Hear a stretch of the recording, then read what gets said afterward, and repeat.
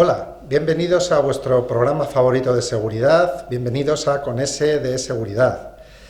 Como este es nuestro primer programa, permitidme que os dé la bienvenida a esta gran familia que esperamos de la que forméis parte todos y contaros cuál es nuestro objetivo fundamental, que no es otro que servir de punto de encuentro entre todos los actores del sector, porque aquí todo el mundo va a tener cabida y todas las opiniones.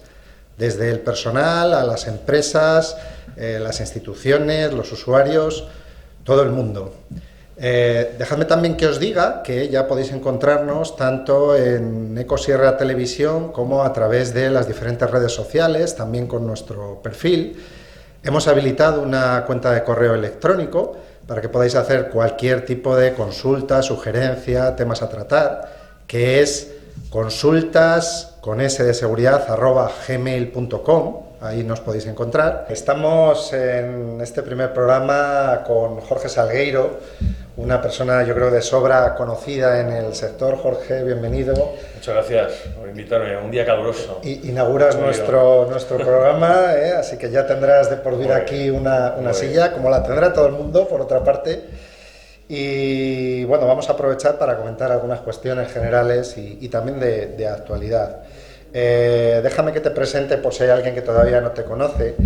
Jorge es abogado ejerciente del Ilustre Colegio de Abogados de Madrid, es presidente de AECRA, director legal de FES, es asesor legal de ASEFOS, vicepresidente jurídico de AXE, profesionalmente es delegado de protección de datos en Douglas Spain y OnSecure y otra cuestión importante es que es vocal experto privado en la Comisión Nacional de Seguridad Privada en el Ministerio del Interior.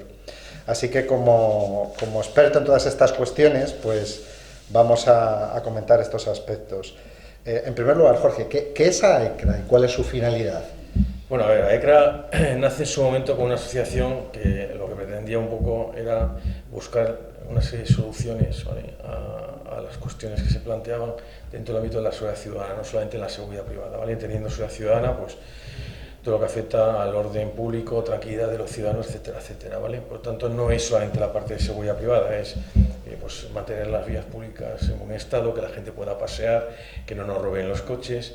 Y luego la finalidad casi fundamental, como tú bien sabes, es intentar que todas las normativas que puedan incidir en una materia en concreto, en el ámbito de la seguridad ciudadana, pues en lugar de enfrentarse y estar continuamente invadiendo una a la otra, como veremos después en alguna cosa, pues que todas puedan convivir, entre comillas, de manera pacífica, ¿vale? O sea, que todas puedan compatibilizarse.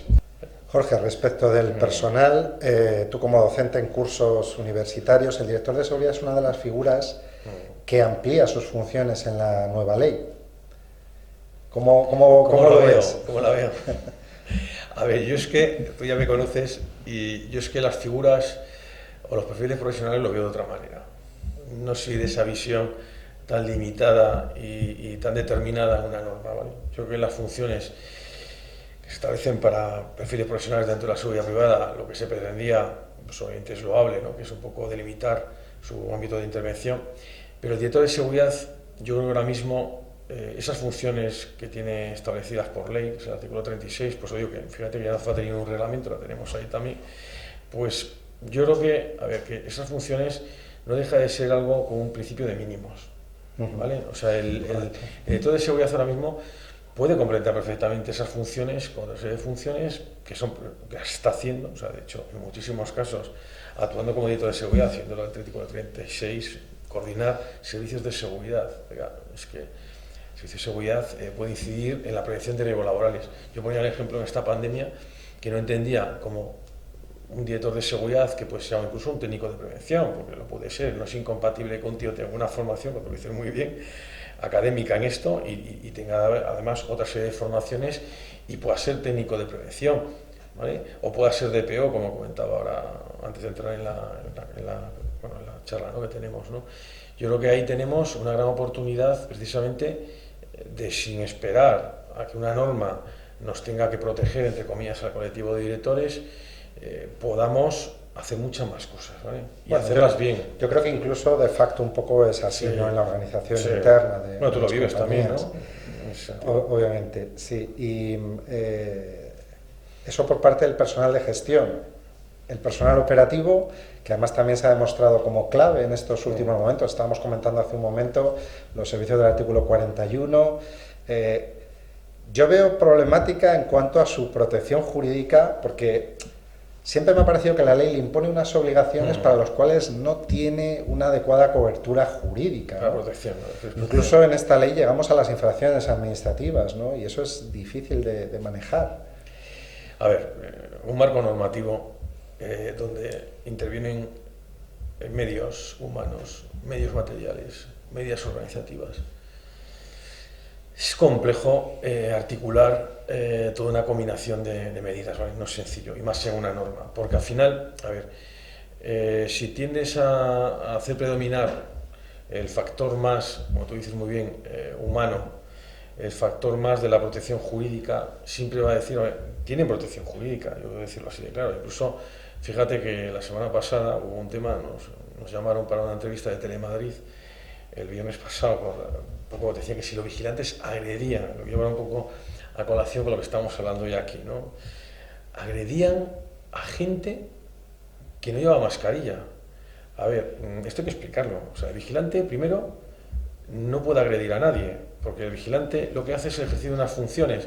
O sea, está bajo supervisión, fíjate, el propio vigilante, ¿bajo qué instrucciones está? Está bajo instrucciones del cliente, que en este caso era el metro, bajo instrucciones de un jefe de seguridad, bajo instrucciones, por lo tanto, bajo instrucción de un cliente, bajo instrucción pues, de un director de seguridad, incluso el metro, como es el caso seguro, bajo instrucciones y protocolos, por lo tanto, de la empresa, que también se somete, obviamente, también a esto.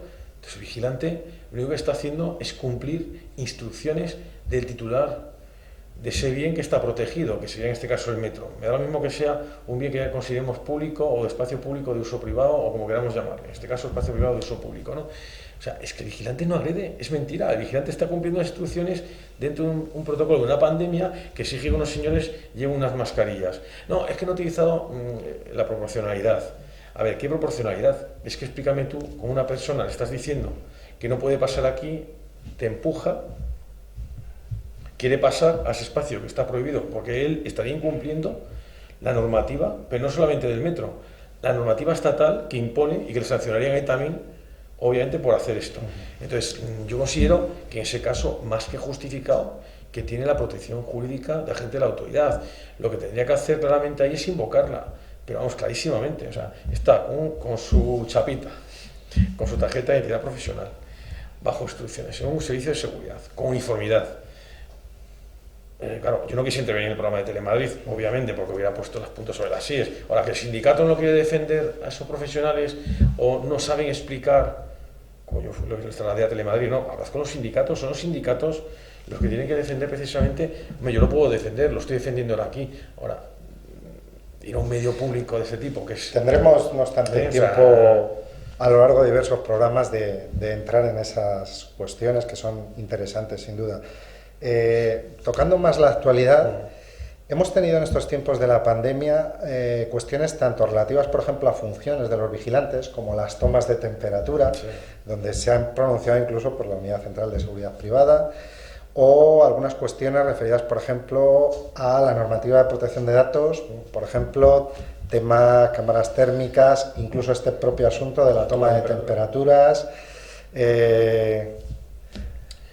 Ha estado especialmente activa, diremos, la Agencia de Protección de Datos, no sé si para bien, que siempre nos quejamos un poco de pasividad de los organismos, y ahora que está activa...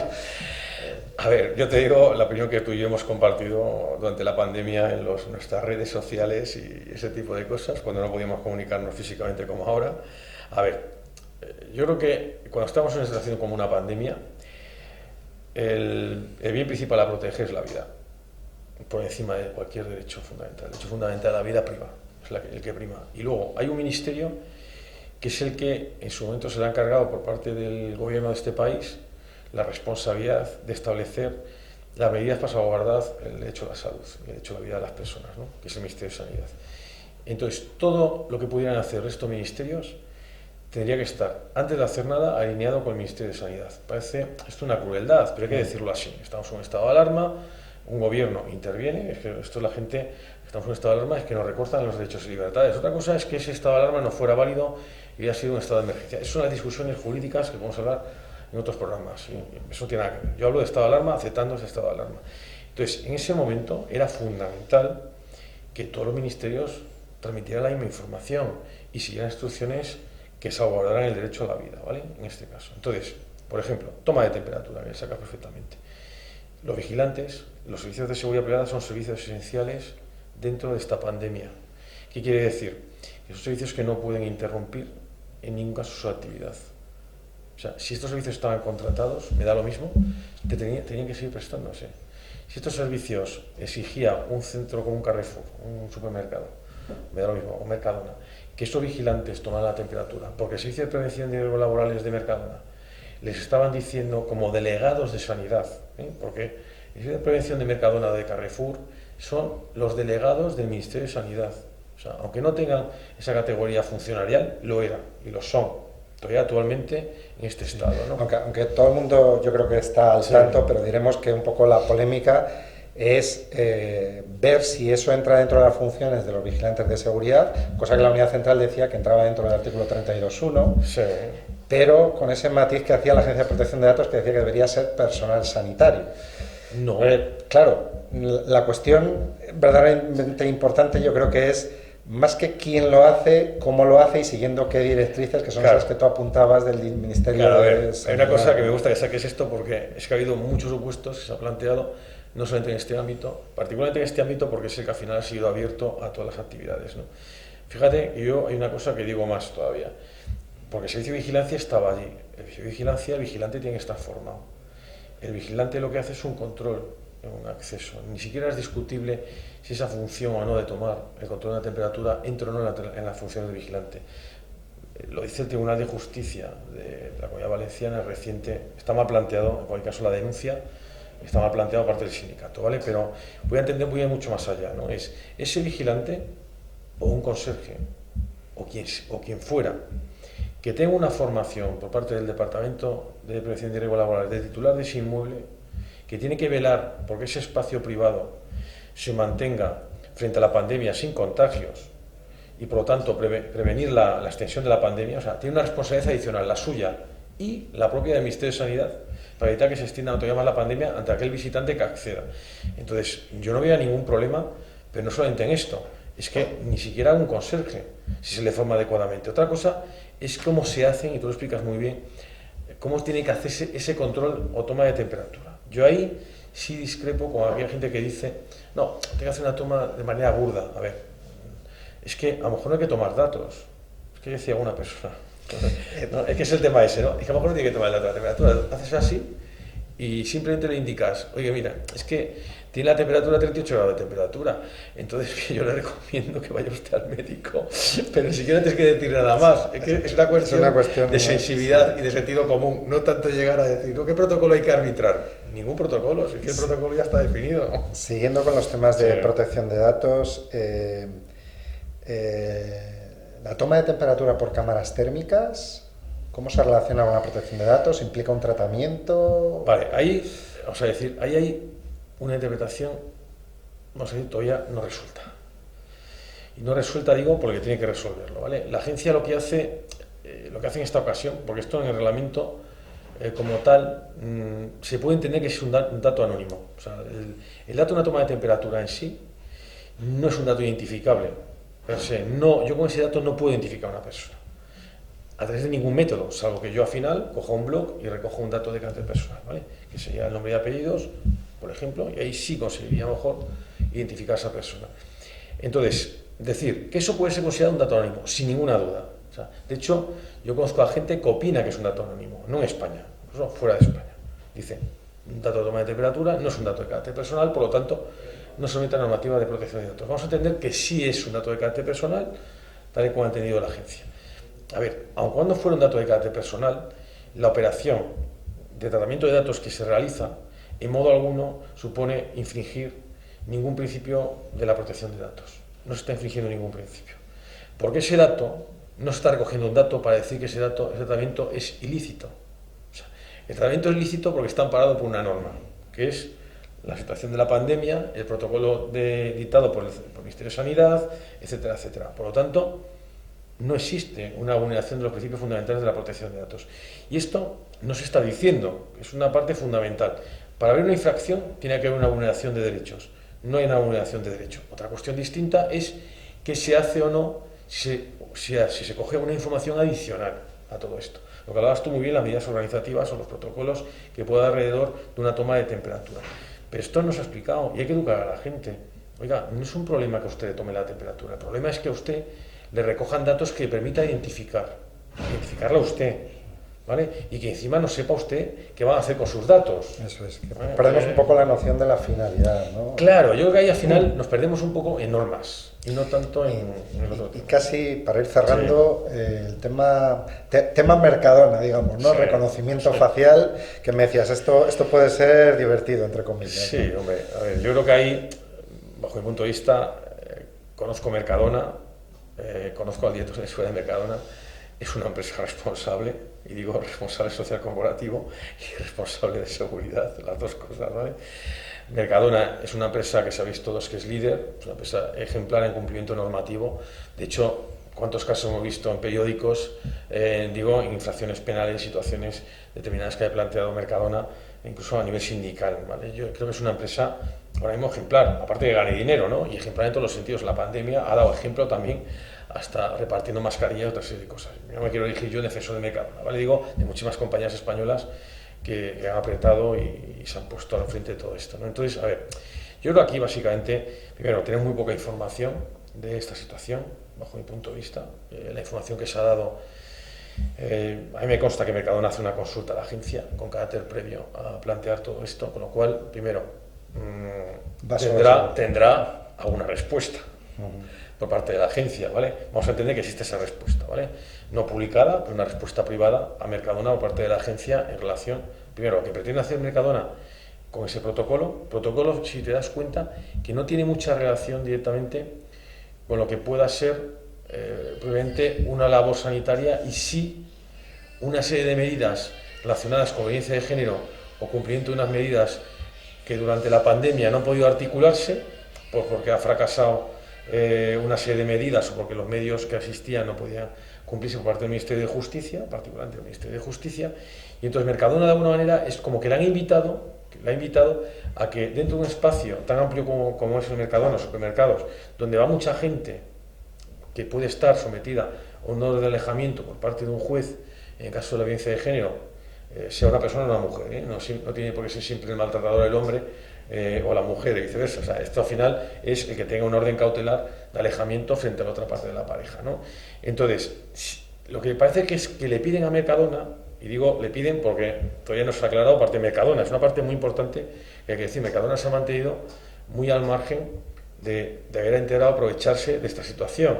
Mercadona ha dicho, yo estoy ahora mismo intentando que se cumpla una serie de leyes, en el sentido que en mi espacio hay gente que puede estar por allí y puede estar bajo una sentencia dictada por parte de un juez, una orden de alejamiento, y yo debo colaborar en esa labor, vamos a decir, de prevención de posibles delitos, en este caso contra otra persona cometido en el caso de violencia de género, ¿no? Entonces yo diría, primero, la información que tenemos no es muy exacta, o cuando menos nos puede llegar a confundir. No lo podemos relacionar realmente con un servicio de seguridad, tampoco. No podemos relacionar tampoco con un servicio que crea Mercadona per se para su propio beneficio, que es lo que podría entender alguno. Tiene un interés legítimo, va a su propio beneficio. Esto pretende obtener unos datos de gente que es delincuente. No, o sea, yo creo que esos datos se le cede a Mercadona por parte de una autoridad que sí está legitimada para tener esos datos, se le traslada esos datos, y ahí entraremos o no si esos datos, si al final ese dato, si es un dato o no, especial o no, ese dato, ¿vale? El dato en sí, si es una imagen o no es una imagen, entonces sí sería un dato biométrico y por lo tanto sería un dato especial, y ahí es donde entra el consentimiento no del afectado, pero aquí hay una sentencia y por lo tanto hay un interés público esencial, con lo cual podría ser una excepción. O sea, que fíjate que tenemos cantidad de incógnitas sin despejar dentro de todo esto, ¿vale? O sea, un tema complicado y no cerrado. Yo creo que nos tienen que aclarar muchas como cosas. tal, pues Claro. seguiremos informando, como se suele Eso es. decir. Bueno, Jorge, pues se nos quedan muchísimas cosas en el tintero y nos estaríamos contigo hablando horas. Te agradezco enormemente tu presencia en tu apretada agenda y volveremos a recurrir a ti como nuestro asesor jurídico de cabecera. Pues oye, esperar que esto que vaya bien, la aventura, que empezamos, ¿no? En el sentido de que parece ser que es el primer programa. Y nada, animaros a que generemos estos programas de debate, pero además yo digo de debate bien, o sea, que no nos dejemos afectar por marcas comerciales, ni rollo, que a veces lo cuenta a ti, ¿no? Que nos mediatiza. Yo por lo menos cuando intento participar en las cosas intento dar una opinión personal, lo primero, ¿vale? O sea, no intento que todo el mundo comparta mi opinión, es una opinión. Ahora, ¿qué intento? Pues hombre, que la gente abra su mente y no se quede con una única opinión, por lo menos abra su mente e intente obtener diferentes opiniones y luego se forme su opinión propia, ¿no? Que es lo que se trata. Por supuesto, pues hasta aquí nuestra primera entrevista con Jorge. Pues encantado, Nacho. Igualmente. Bueno, y hoy tenemos con nosotros también a Enrique Silva. Tengo aquí ya en mi poder el primer informe semestral del Observatorio de Agresiones de la Asociación de Directores de Seguridad ADISPO. Enrique, bienvenido. Gracias a vosotros por la invitación. Cuéntanos qué es el observatorio y un poco cuál es la motivación por la que surge. El observatorio se plantea como un análisis criminalístico sobre las situaciones que sufren en función de las agresiones que recibe el personal de seguridad privada a lo largo de todo el territorio español, independientemente de las categorías profesionales y de sus estatus. Mayoritariamente el personal de seguridad privada, los vigilantes de seguridad, es dentro del colectivo el que sufre mayor índice y mayor impacto en las agresiones a lo largo de nuestra geografía. Como están ocurriendo, no se ha hecho que nos conste un análisis o un estudio técnico. Creemos que nos tocaba hacerlo a nosotros y de ahí surgió la planificación y la ejecución de este observatorio de agresiones que se puso en marcha el 1 de enero de este año. ¿Cuáles son los datos generales que habéis recogido en este informe?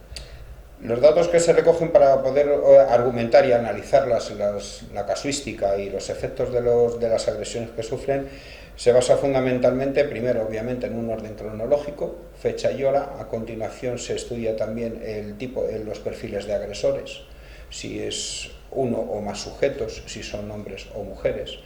Se analiza también cuáles de esas agresiones acaban con baja médica o incapacidad laboral para el personal que lo sufre. Se analiza también el uso o no, según proceda, de armas por parte de los agresores al personal de seguridad. Se analiza el tipo del perfil de servicio donde ocurre. No tiene el mismo efecto o el mismo impacto o el mismo nivel de riesgo una persona que trabaja en la recepción de unas oficinas que los compañeros que están prestando servicios en sitios claramente conflictivos, como son los centros comerciales, son los hospitales, es la red de transporte público, y que son los colectivos, ese tipo de servicios los que están sufriendo la mayoría de las agresiones, según se demuestra en nuestro análisis. De los datos que habéis recopilado, así genéricamente, ¿cuáles son los principales servicios donde más habitualmente se dan las agresiones? ¿Cuáles son las lesiones más frecuentes y demás? Los servicios que más sufren agresiones, según lo que hemos podido constatar nosotros con los datos obtenidos, por orden de impacto y de mayor a menor, es el sector del transporte, seguido del sector de retail, centros comerciales, tiendas, supermercados. Se le sigue el sector de seguridad en centros sanitarios, hospitales, ambulatorios y similares. Y luego el resto pues, está un poco disperso en otro tipo de servicios, pero principalmente son esos tres. ¿Cómo veis vosotros, cómo se relaciona este volumen de agresiones, porque el número de agresiones totales que se han recopilado son 51 en el 51 semestre, en el primer que semestre. hayamos podido constatar. Nosotros queremos invitar a que cualquier ciudadano que conozca, conozca situaciones de este tipo, que nos las traslade. Nosotros las trataremos con la debida confidencialidad y se incorporarán a los informes. Invitamos a que, que también obviamente denuncien en dependencias Sí, porque hay que decir que mayoritariamente muchas veces se recoge la información de fuentes abiertas. No hemos tenido otra posibilidad. También sé que estáis detrás de concluir, digamos, los datos o confrontarlos de primera mano con, por ejemplo, algunos de los principales clientes de los sectores, como los operadores de transporte y demás. Estamos abiertos.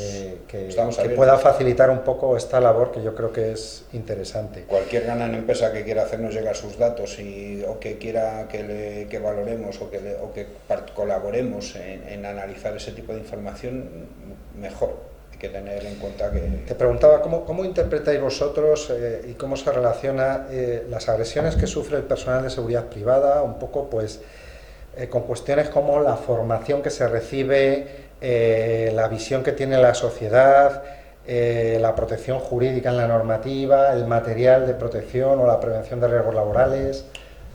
Empezamos de adelante para atrás. Prevención de riesgos laborales es una norma obligatoria y que tiene que cumplir todas las empresas.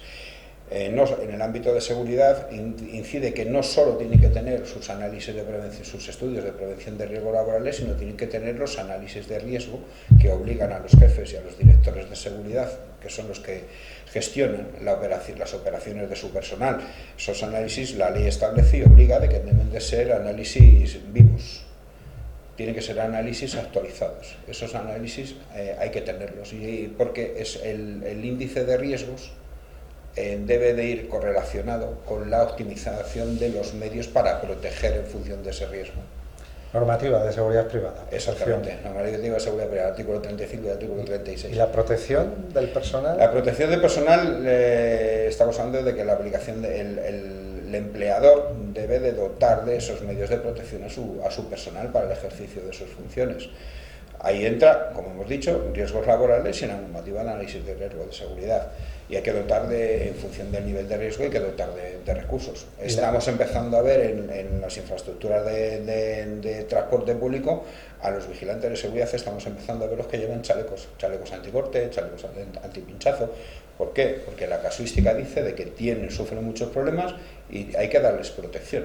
Y todo el tema de la formación, no ya tanto en técnicas físicas que también, sino en otras cuestiones que yo creo que son muy interesantes relacionadas con la atención al público, la resolución de conflictos, la gestión verbal de las amenazas. Exactamente. Muchas de las situaciones, la experiencia nos dice de que las situaciones, los conflictos se resuelven en los primeros minutos que se producen en función de la actitud que tienen las partes. Si el personal de seguridad sabe manejar conflictos, sabe detectar un nivel de estrés, un nivel de agresividad adecuado, o esa detección es correcta de la persona con la que va a tener a todas luces una confrontación, y si la maneja debidamente, muchas de las situaciones se desactivan por la actitud y por la colaboración en cierta manera de las partes. Es preferible hablar, es preferible detectar cuál es el problema e intentar establecer una vía de solución que desde luego no sea siempre que se pueda evitar el uso de la fuerza.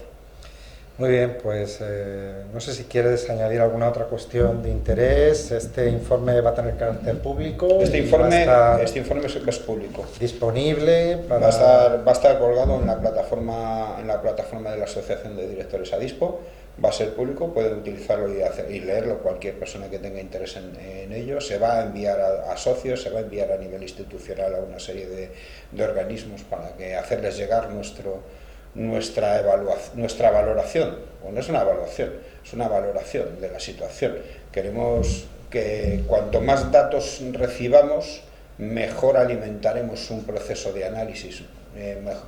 Y ese es el objetivo, que la gente nos haga llegar las cosas. Nosotros investigamos, ¿de acuerdo? Pero también necesitamos que todo dato es bueno, todo es dato bueno. Luego ya hay que clasificarlo, hay que integrarlo y analizarlo detenidamente para establecer conclusiones que contribuyan a la mejora de la situación de seguridad operativa, en la que la gente que está saliendo a la calle a proteger los edificios y los servicios en los que trabaja puedan trabajar con una seguridad operativa idónea y no se vean envueltos en líos y cosas que al final de la contienda, de los 80.000 personas que trabajan en seguridad en activo ahora mismo en España, estamos hablando que hay miles de servicios en activo en todo momento en este país, miles de servicios. Pues eso esperamos, es lo deseable, tanto para el interés social que persigue la seguridad como para un poco lo que es la protección del propio personal, y os animamos a seguir con esta iniciativa. Muchas gracias. Gracias a vosotros por habernos invitado. Bueno, y con esto nos vamos a despedir ya. Espero que os hayan gustado los contenidos que os hemos preparado. Recordad que podéis aportarnos todas vuestras sugerencias y esperamos que este programa se os haga imprescindible cada semana. Nos vemos prontito, la próxima semana.